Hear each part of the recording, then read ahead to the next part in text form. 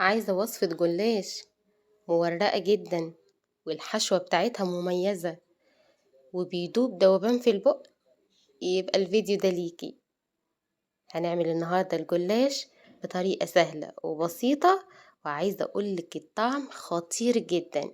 هو بيتكلم عن نفسه. تعالوا نسمي الله ونصلي على رسول الله عليه الصلاة والسلام ونبتدي مع بعض الفيديو.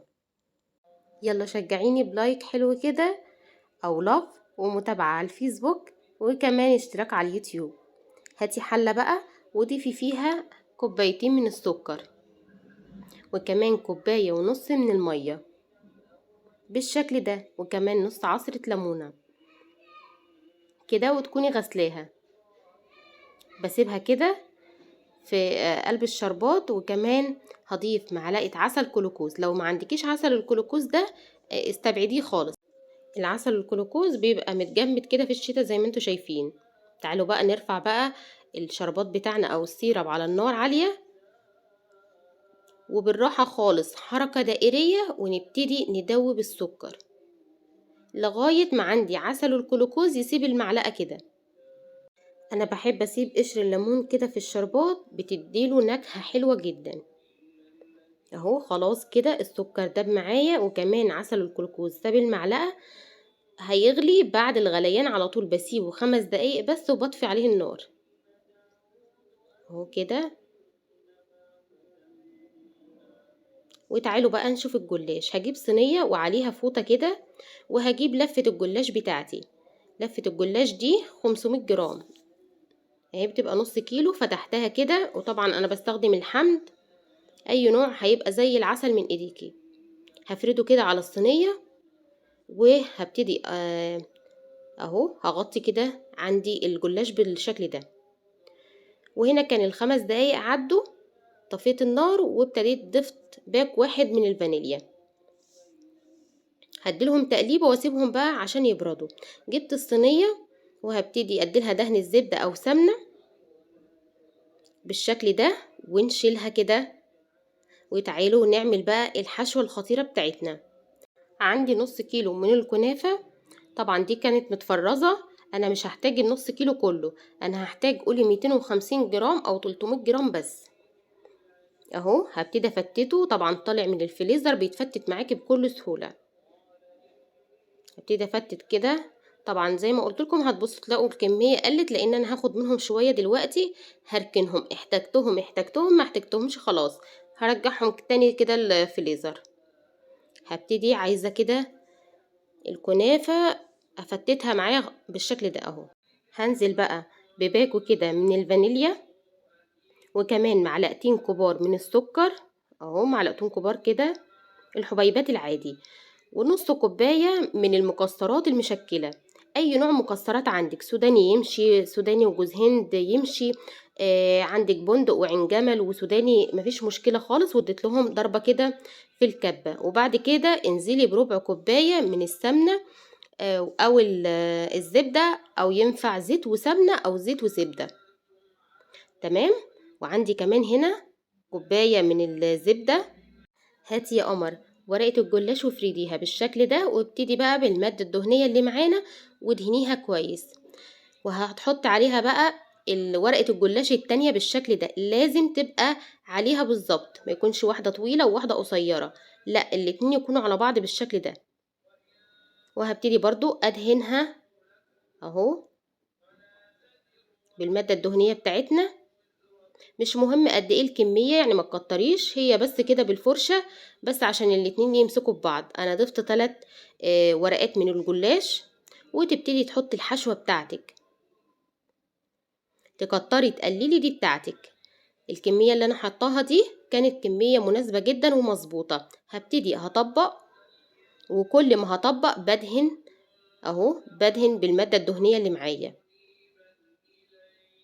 وفي الاخر كده برضو بدهن اهو. وهجيب الصينية، وهنا بقى خدت الصدمة. الصينية طلعت صغيرة، فجبت بقى ايه الصينية الاكبر شوية 30 في 40، ودهنتها برضو بالسمنة. وابتديت حطيت فيها بالشكل ده الجلاش بتاعي. هبتدي برضو اجيب الورقة الجلاش وادهنها كويس جدا، واحط عليها التانية، وبإيدي أضغط كده وأدهن تاني أهو بالسمنة، وأحط عليها أهم حاجة يكونوا ال3 قد بعض، وأدهن تاني بالمادة الدهنية، وابتدي أحط الحشوة بتاعتي. الحشوة دي كانت خطيرة جدا ومميزة، وابتدي أطبق كده على حسب ما أنا حابة المثلث بتاعي كبير أو صغير. وكل ما بطبق لازم أدهن أهو بالشكل ده. خلي الحشوة بعيدة عن آخر كده الجلاش. ده الشكل بقى. تقدري تطبقي ممكن 3 صوابع أو 4 صوابع.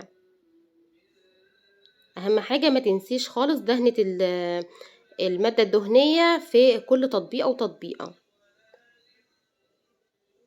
هبتدي دي بقى آخر واحدة كده، طلعت كبيرة على الصاج مفيش مشكلة خالص، ببتدي أقطعها كده وهحطها بقى في صينية لوحدها، وابتدي أقطع بقى الصينية بتاعتي. تعمليها بقى مربعات، تعمليها مثلثات. المثلثات كانت تحفة وشكلها حلو جدا. قطعيها بالشكل اللي تحبيه وبالمقاس كمان اللي انت تحبيه. في الوقت ده كنت مولعة الفرن على درجة حرارة 170، وبعد ما اخلص تقطيع على طول هدهنها بباقي السمنة اللي معايا وادخلها الفرن. وفي الوقت ده يا ريت تكتبي لي كومنت حلو منك وتقولي لي بتتابعيني منين، وعايزة كل الكومنتات تكتب تسلم ايدك يا دودو، ولو في اي سؤال اكتبوا لي في الكومنتات. خلص كده كل الصاج بالشكل ده. اهم حاجة بس اكدي على التقطيعة بتاعتك عشان لما تيجي كده تقدميه ما يكونش ماسك في بعضه ويتكسر منك.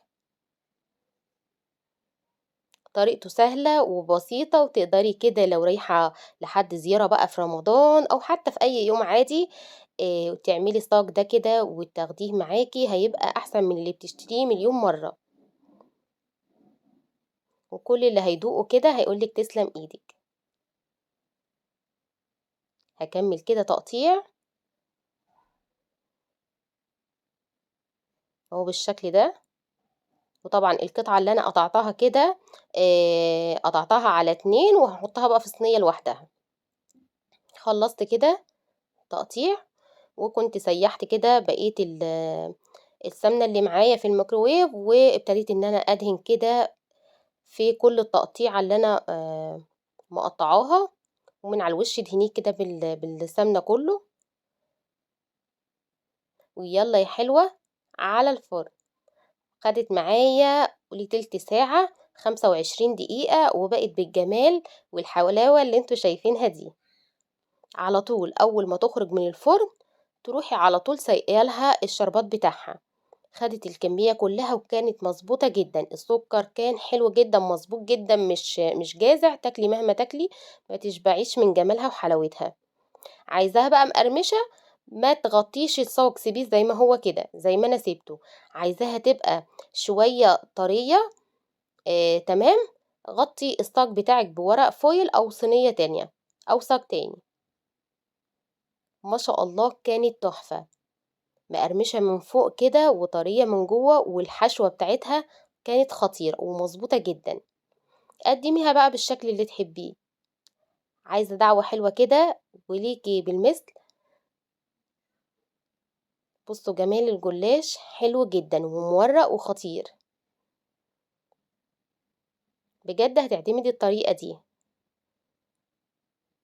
هقدمه بقى بالشكل اللي انتوا شايفينه ده اهو، بوريكم ان هو ما شاء الله من تحت واخد لون جميل جدا ومن فوق مورق وحاجة كده قمر قوي. تستاهل بجد تعملوا للفيديو ده لايكات كتير وشير كتير، وتكتبوا كده كلمة حلوة كده في التعليقات، واعتمدوا الطريقة عشان انا واثقة ومتأكدة ان شاء الله انها تعجبكم.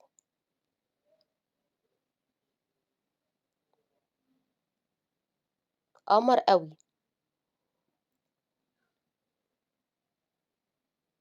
استنوا وصفات كتير ان شاء الله الفترة الجاية. السلام عليكم.